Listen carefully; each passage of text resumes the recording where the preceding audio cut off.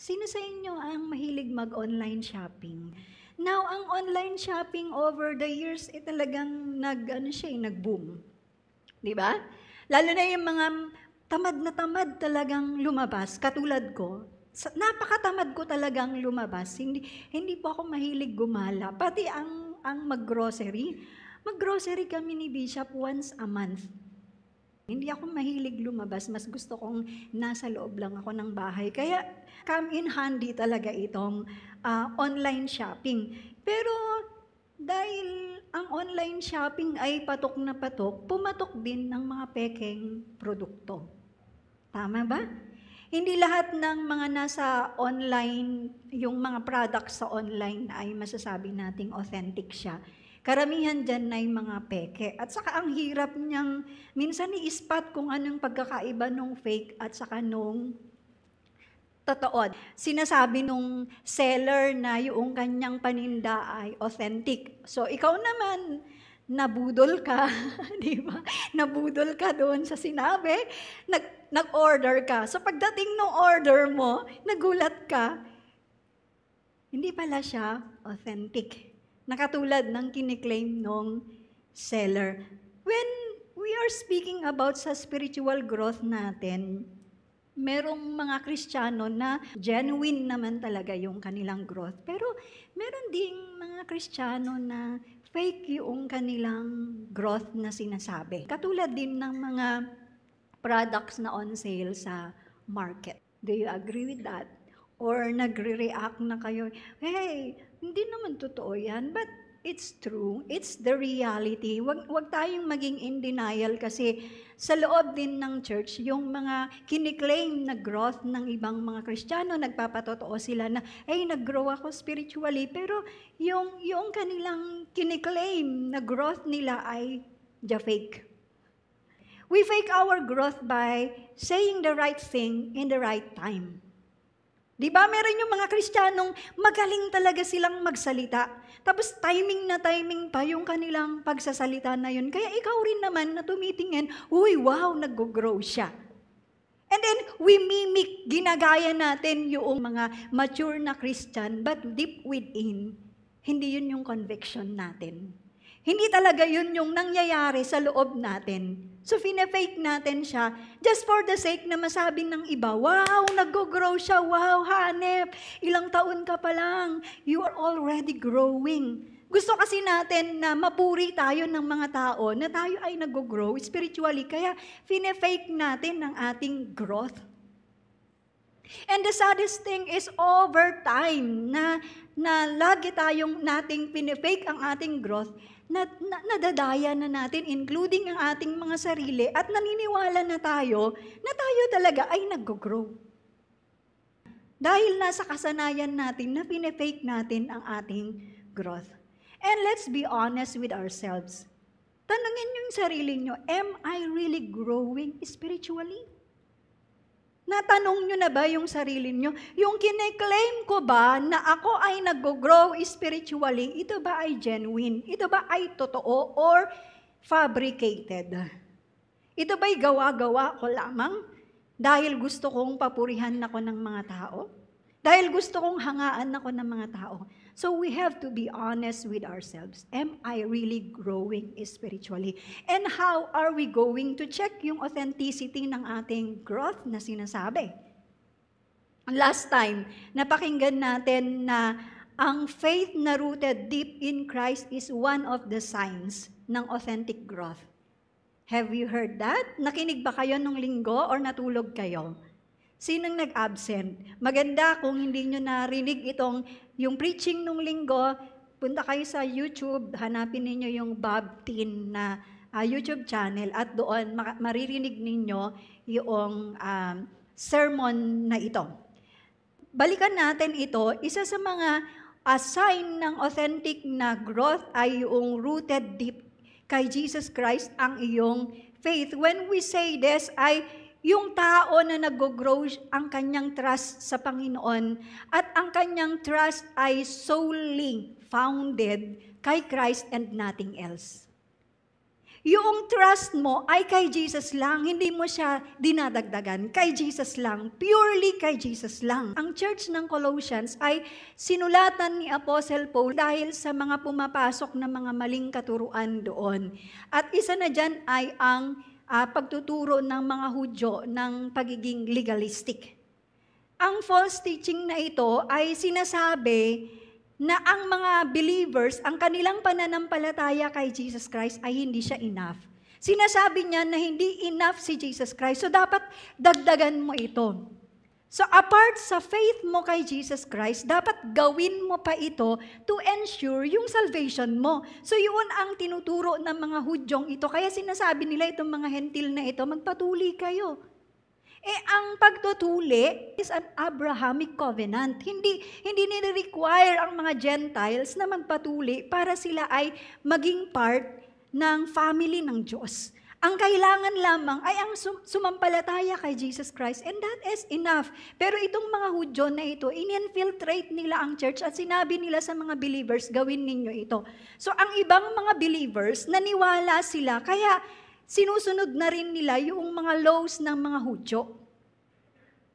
Pero yung mga Kristiyanong nag-grow, hindi nila ito sinunod. Para sa kanila, ina-acknowledge nila ang supremacy at ang sufficiency ni Jesus. Ina-acknowledge nila at alam nila na hindi na kailangang dagdagan si Jesus because Jesus is enough. Sufficient ang ating Panginoong Yesus. Yung ginawa niya sa krus ay sufficient para tayo ay iligtas. Yung mga nag-grow na mga Kristiyano, hindi sila pumayag. Ni-refuse nila itong false teachings na ito kasi ang kanilang pananampalataya ay rooted, founded alone in Jesus Christ. Hindi nila dinagdagan si Jesus Christ. Hindi nila sinabing Jesus plus good works. Hindi nila sinabi yon para masave ka. Hindi din nila sinabing Jesus plus your religion. Wala silang idinagdag kay Jesus because they know and they believe that Jesus is enough. You are growing spiritually if you see Jesus as the center of your life, the very reason of your existence. Kung siya ang reason bakit ka nag-e-exist at nakaikot or nagre-revolve ang life mo kay Jesus, then you are growing spiritually. Pero kung ang life mo ay nagre-revolve sa something else, then you are not growing spiritually. He is all that you need and He is enough. Wala nang iba pang idadagdag. So before discussing yung second sign ng authentic spiritual growth, let's read ang Colossians chapter 1, verse 4b. And of the love you have for all God's people. Una, di ba, yung sign na ang ating faith ay rooted deeply in Jesus Christ, yun yung una. Ito yung pangalawa naman natin. Obviously, nakita nyo yung word na love. So, ang pangalawang sign is love shown in words and actions.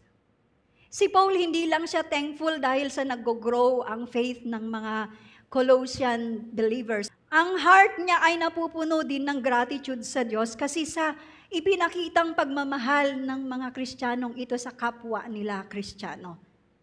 And alam nyo, nakaka-relate ako kay Apostle Paul pagdating sa ganito dahil as a pastor, kapag nakikita nga talaga namin kayo that you are growing spiritually, ang heart namin talaga ay napupuno ng gratitude sa Diyos. Kapag binanggit ni Paul ang love for all God's people, ang pino-point out niya dito ay walang iba kundi yung uri ng love na visible and active, love na inclusive, love na consistent at spirit-led. Yung tinutukoy ni Paul dito na love ay hindi lang yung warm feeling natin towards sa ating mga kapatiran. Hindi lang yung sinasabi mo, I love my church. Hindi lang doon. It should be visible and active.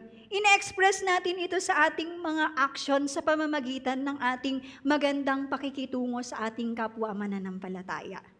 In daily basis. Hindi siya once a year or twice a year or once a week kung kailan mo lang trip na magmahal. Ito ay in a daily basis, in a regular basis na ipinapakita natin ang love natin sa kapwa natin mananampalataya. Mahal mo ang church? Sino dito nagsasabing mahal mo ang church? Pwedeng pataas ang kamay? Mahal mo ang church ng Lord? Mahal mo ang New Life? So, hindi ka dapat napipilitang magpunta sa church. Am I right? Hindi ka napipilitang dumalo ng life group or ng outreach. Masaya kang nag-serve. That is love na visible and active. Yung love naman na inclusive, hindi siya limited sa iilang taong. Hindi siya nakalimita sa iyong mga close friends or yung mga taong alam mong gusto ka lang nila. Ang love natin ay para sa lahat. Kaya nga sabi ni Paul na love for all God's people. All. Hindi niya sinabing some. All God's people. So yung pagmamahal natin, hindi siya nakalimita sa iilan lamang na mga tao. Kasi ganun yung love ng iba. Yung love nila ay, mamahalin ko lang siya kasi parehas kami ng personality. Mamahalin ko siya kasi mahal niya rin ako. How about yung mga taong hindi ka gusto? How about yung mga taong hindi nyo kaparehas? How about yung mga taong hard silang mahalin? Ang love na sinasabi ni Paul, it should be inclusive. Included ang lahat ng tao. Included even yung hindi mo kaparehas sa iyong socio-economic background. Yung sa level mo, kung mayaman ka, mamahalin mo, i-including yung mga mahihirap.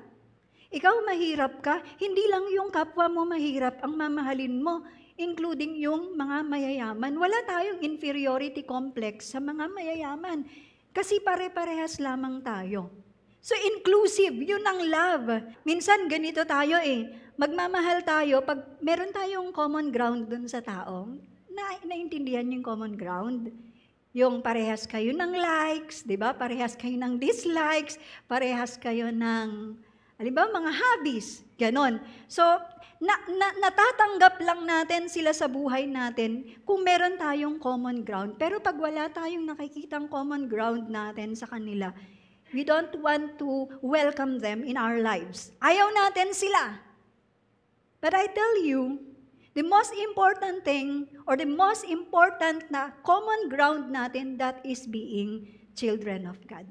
Anak ka ng Diyos, yung katabi mo, anak ng Diyos, that is your common ground. You belong to one family. So, ibig sabihin, we have to love each other. Kahit yan man ay hindi mo kaparehas, kahit man yan ay parang hindi siya lovable, you have to include them in your love, sa inyong buhay. Consistent. Love is consistent. Sabi ko nga sa inyo, ang love ay pinapakita natin, hindi lamang pag-feel natin. Di ba? Minsan ganun tayo. Pag hindi natin feel, hindi natin pinapakita yung love natin. Pag wala tayo sa mood, ang supla-suplada natin, di ba? Pag wala tayo sa mood, ayaw nating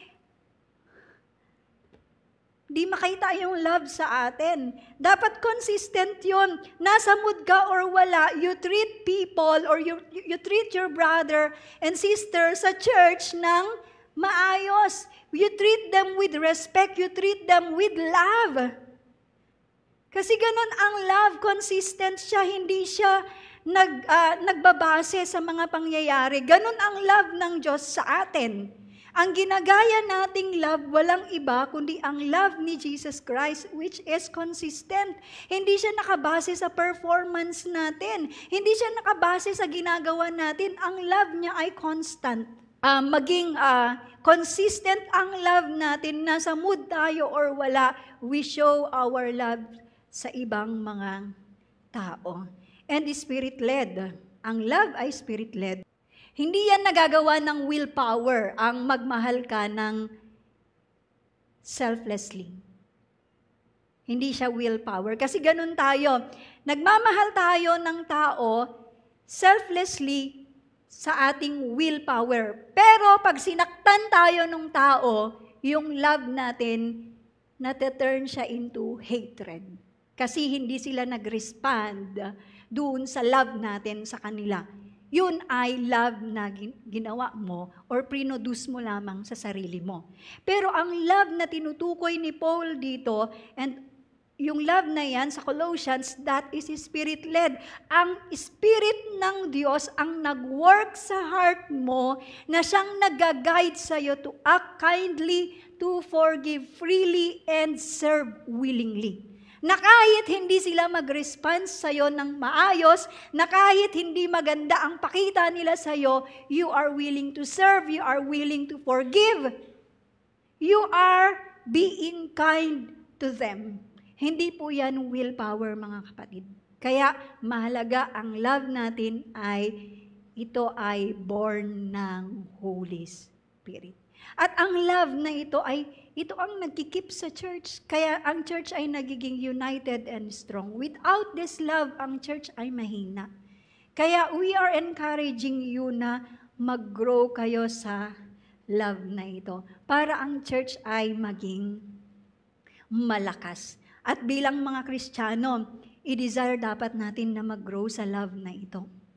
At ito yung mga helpful insights na tutulong sa atin para mag-grow tayo sa love.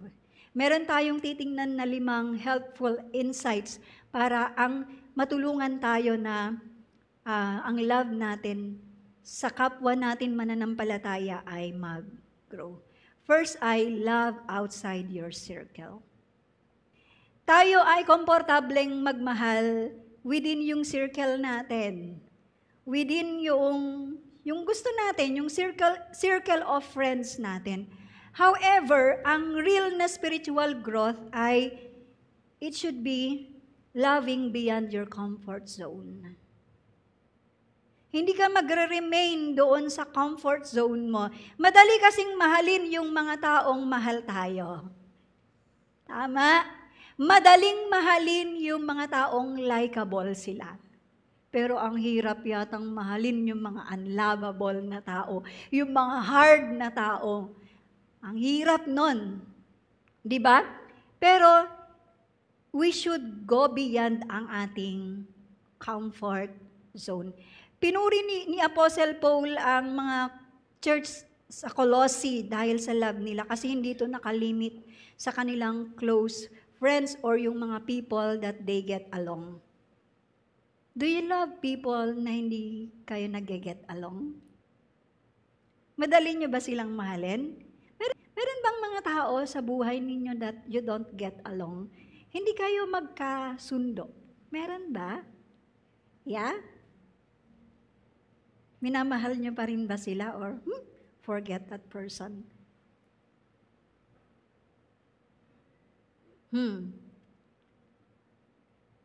Go beyond your circle. Ikaw, mayaman ka ba? Ayaw mo makisalamuha sa mga mahihirap? Go beyond your circle. Abutin mo maging ang mahihirap. Ikaw, matalino ka ba? Ayaw mo makipag-usap sa mga low IQ? Ayaw mo makisalamuha sa kanila because yung IQ mo sobrang taas?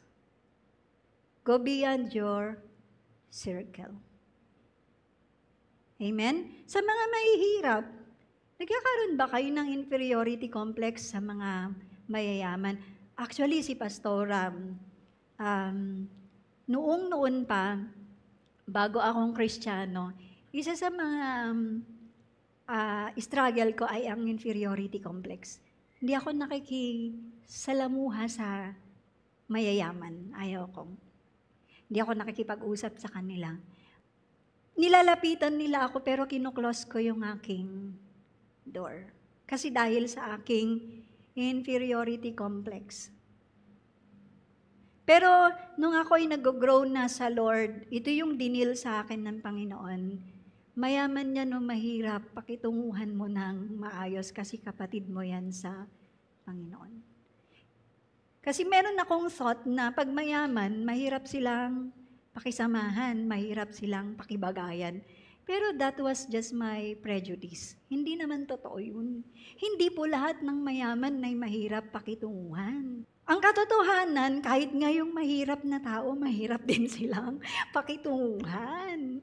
Nasa tao yan. Hindi sa laman ng bulsa. O totoo, merong mga mayayaman na mata pobre, pero wag nating i-stereotype. Wag nating, alam niyo yun, porke mayaman yan, mata pobre na agad, hindi nyo pa naman tinry na makipag-usap sa kanila. Nag-i-stereotype tayo. Kasi kakapanood ninyo ng telenovela. Di ba?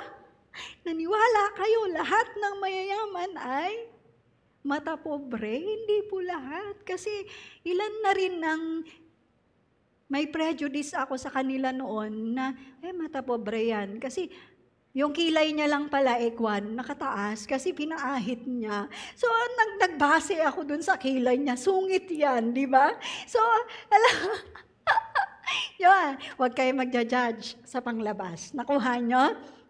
So, ako, dahil nakita ko mukhang masungit, ayaw ko na siyang lapitan kasi mayaman, mata pobre. Pero alam nyo, nung nakausap ko, hindi pala siya ganon. So, naging close kami. So doon, unti-unti natanggal yung barrier sa heart ko na ayaw kong mag-go beyond sa aking circle. Kasi ako naman na hindi ako mayaman, galing ako sa mahirap na family. So, mga kapatid, nakikiusap ako, pare-parehas lang tayo dito sa church. Kaya kung may mga nakikita kayong may kaya, lapitan nyo, makipag-usap kayo. Huwag naman nyo silang pinupush palayo. And then yung mayayaman din, makipag-usap din kayo sa mga mahihirap. Basagin natin yung mga walls na inilagay ng mundo. Huwag nating hahayaan na mai-erect ito sa loob ng church. Amen? Palakpakan natin ang Panginoon. Number 2, prove it, don't just say it.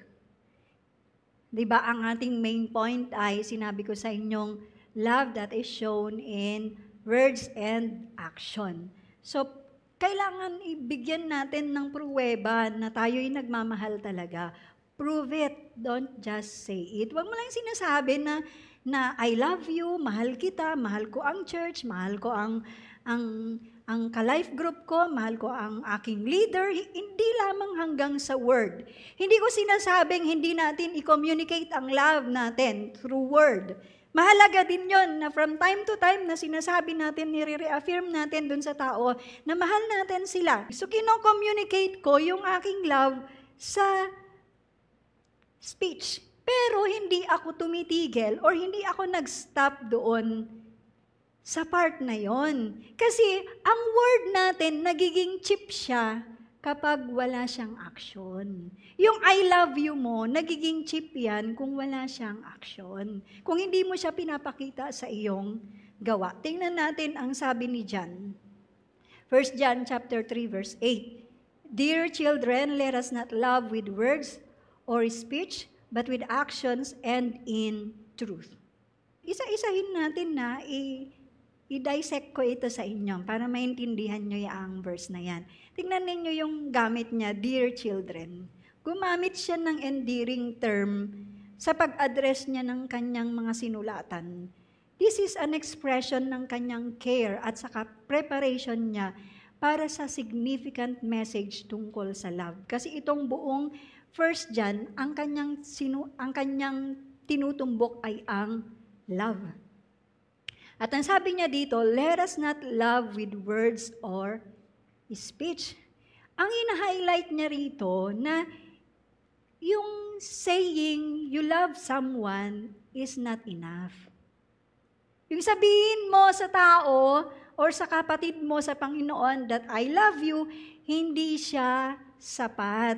Kasi ang totoong love ay mas deeper at mas meaningful yan. And then, but with actions and in truth.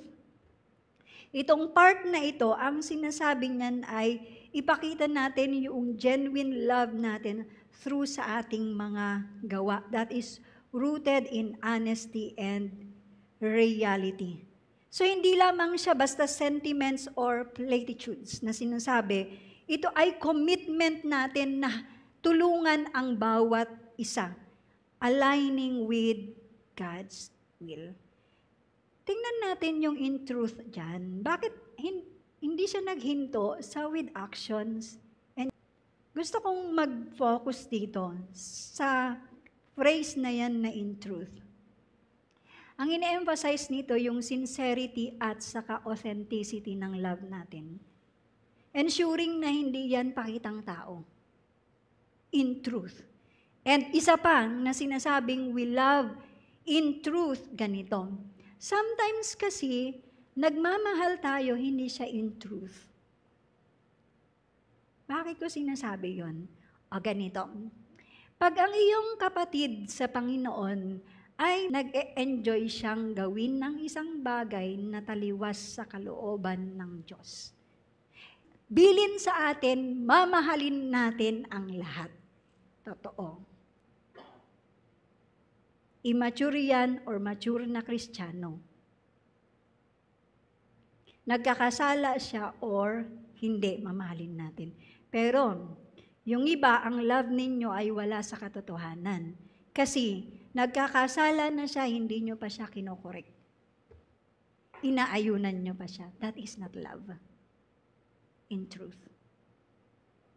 Pag nagmamahal tayo, alam natin nagkakasala yung kapatid.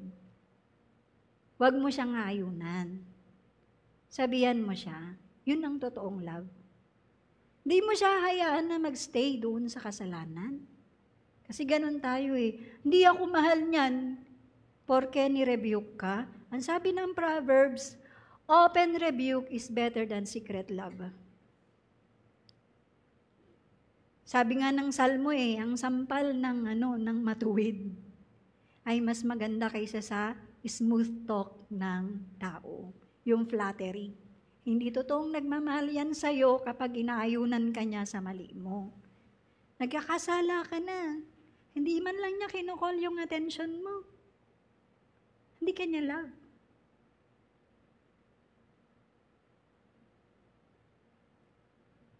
Cheap yung kanyang love na sinasabi sa'yo. Kasi yung love niya, walang katotohanan. So pag magmahal tayo, with truth. Okay? Amen ba? Hindi bulag na pagmamahal. And then pag pinagsabihan naman natin siya, wag naman tayong magiging harsh. Okay? Kaya nga, love in truth. Yung action mo bang, pinoprove ba na yung sinasabing mong I love you, hindi siya cheap? And then yung action mo, di ba, I want to prove na yung love ko ay totoo. Yun ba ay facades lamang? Pakitang tao lamang? Dahil gusto mong sabing ikaw ay taong mapagmahal? Or that is what God wants you to do? Yun yung will ng Diyos para sa atin. Lord, mamahalin ko siya despite she is or he is a difficult person. Mamahalin ko siya because that is what you want me to do. Okay, number 3 tayo. Let the Holy Spirit stretch your heart. Hayaan natin ng Spirit ng Diyos ang siyang mag-stretch ng ating heart or siyang mag-enlarge ng ating heart. Pagdating sa heart enlargement sa physical ay bad yun na bagay. Pag sinabi mong nagkakaroon ka ng enlargement of the heart physically, that is a bad thing. But if your heart is enlarging spiritually, that is not a bad thing. That is a good thing. Sabi ko nga sa inyo kanina, ang love na ito ay hindi siya napoproduce ng willpower. Ang nagpoproduce ng kind na love na ito ay ang Holy Spirit. So ang Holy Spirit, kapag inalaw natin siya na mag-work deep within us, na i-enlarge niya yung heart natin para yung mga tao may puwang sa heart natin. Hindi natin yan kayang gawin. It's the Holy Spirit. Kaya i-invite ninyo ang Holy Spirit pag meron kayong nakikita na, Lord, ang hirap naman mahalin ni sister. Pinapakitaan mo na siya ng maganda pangit pa rin ang tugon niya sa'yo. Di ba? Ang hirap naman mahalin ni brother. Ginawan mo na siya ng maganda masama pa rin tingin niya sa'yo. Paano mamahalin ng taong ito genuinely? Kung willpower lang. Pero pag sasabihin mo, Holy Spirit, hindi ko kayang mahalin itong taong ito. Pero dahil nandiyan ka, alam kong i-stretch mo ang heart ko, i-enlarge mo ang heart ko para yung taong yun, despite na hindi siya kamahal-mahal, magkakaroon siya ng puwang sa heart ko. So ang action natin daily, hilingin natin, Holy Spirit, help me to love like you. Yun ang ating prayer. Ganon din ang prayer ko whenever I encounter difficult people sa church. Ginawan mo na siya ng maganda, tingin niya pa sa'yo kalaban ka. Talagang umiiyak ako sa Lord. Sabi ko, Lord, ang hirap. Pero dahil sabi mo, kailangan ko siyang mahalin dahil kapatid ko siya.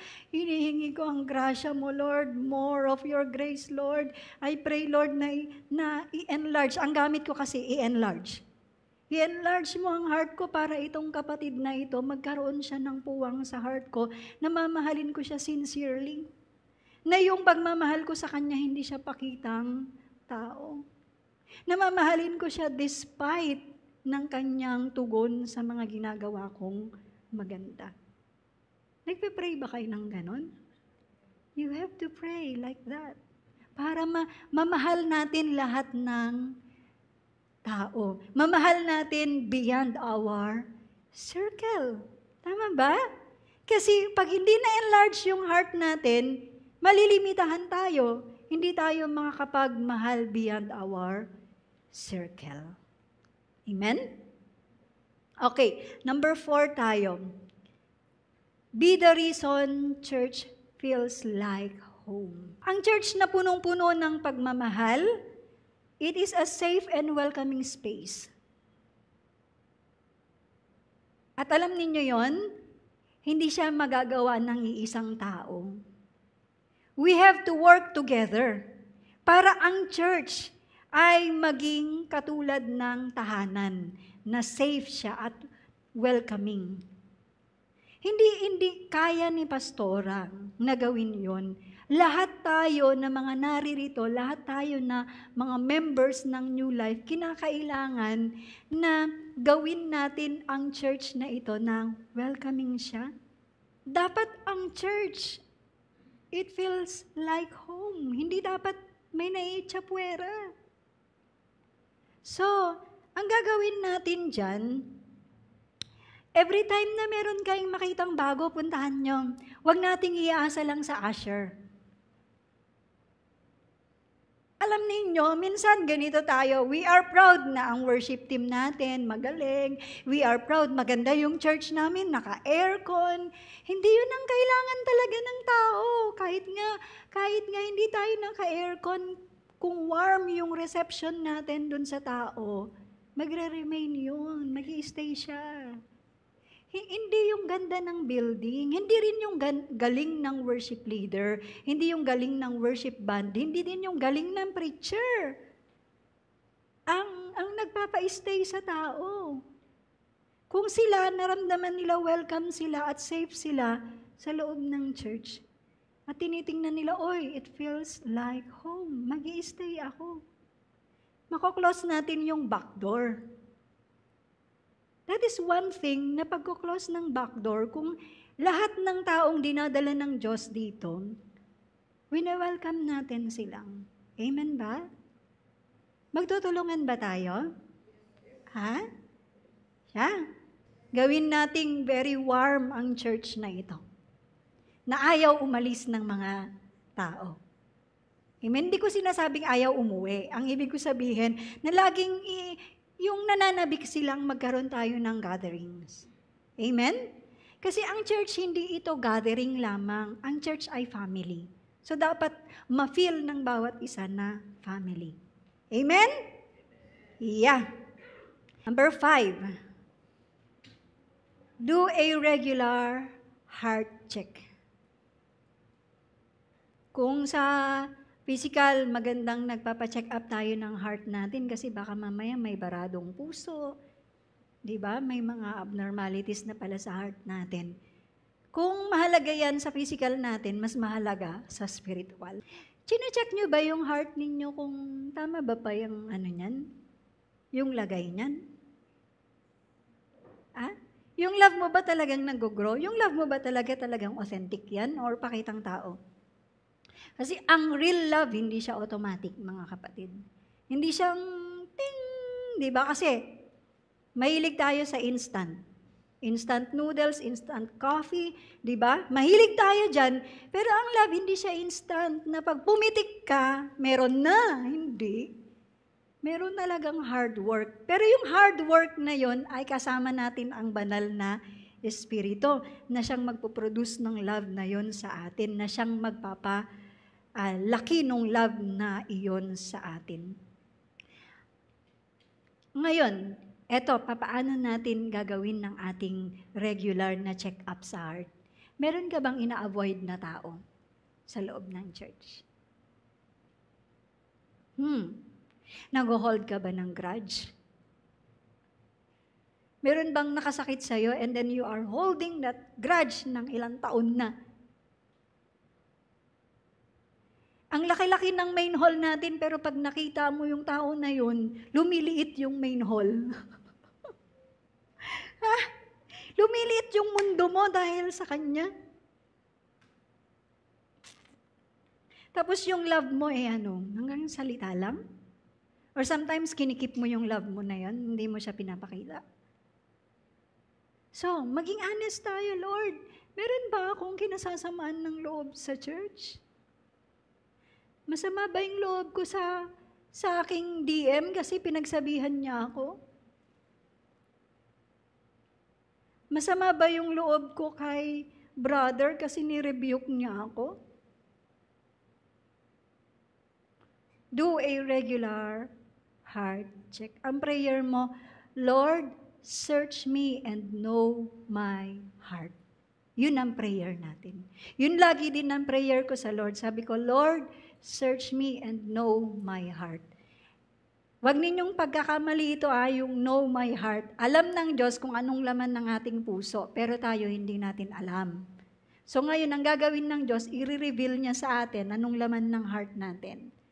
So pag nagpe-pray talaga ako sa Lord at mayroon talaga akong nararamdaman na something sa ibang tao, talagang sabi ko sa Lord, Lord, please, tingnan mo yung heart ko kasi I know there's a problem. Maging honest tayo sa Panginoon.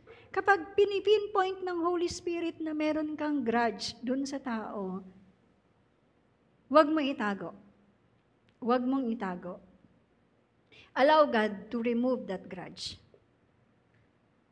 Kasi kung hindi, mahirap mag-grow ang love na ito sa'yo. Malilimitahan kang. Hindi ka makakapagmahal ng beyond sa iyong circle.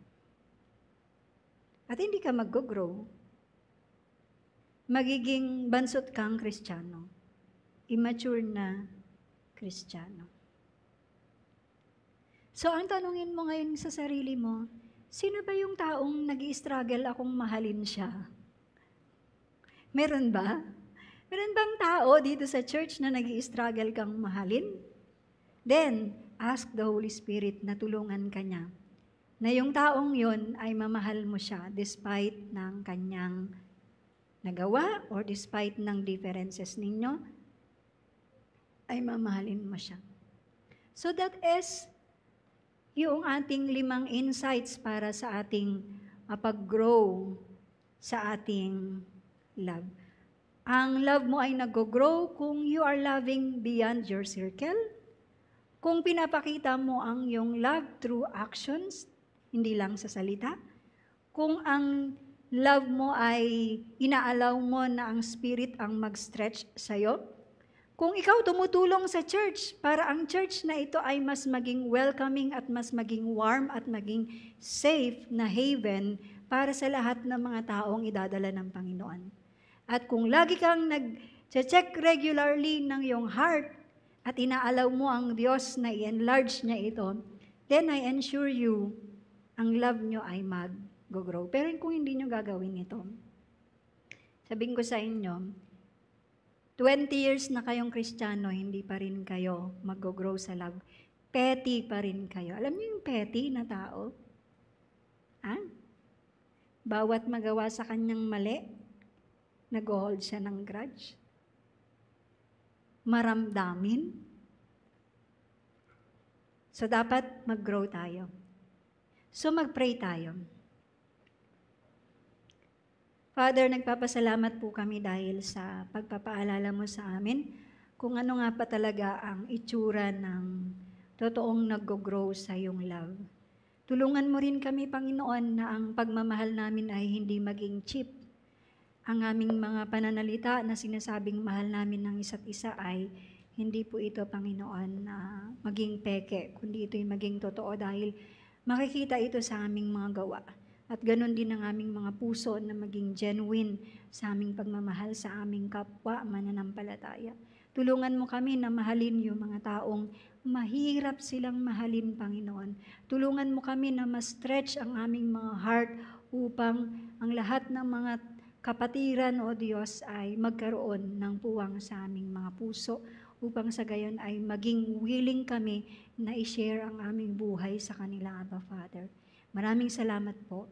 In Jesus' name, amen. God bless you all.